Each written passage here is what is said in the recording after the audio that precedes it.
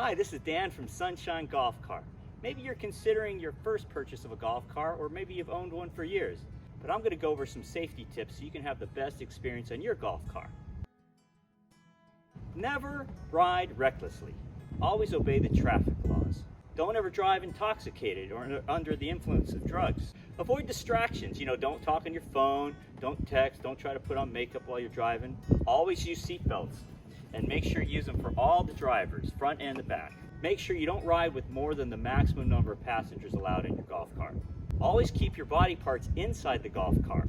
Don't stand on the back platform. Make sure everyone is seated. And don't ride until everyone is seated safely with their seatbelts on. Always operate from the driver's side. Never on the passenger side operating your golf car. Make sure to always check behind you before you start backing up. And always keep your speed moderate and appropriate for the conditions you're driving in.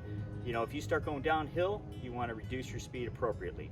Make sure that you always look out for pedestrians because they have the right of way, and keep your eyes open for other vehicles. Also, always use your parking brake and remove your key when you're done with your ride.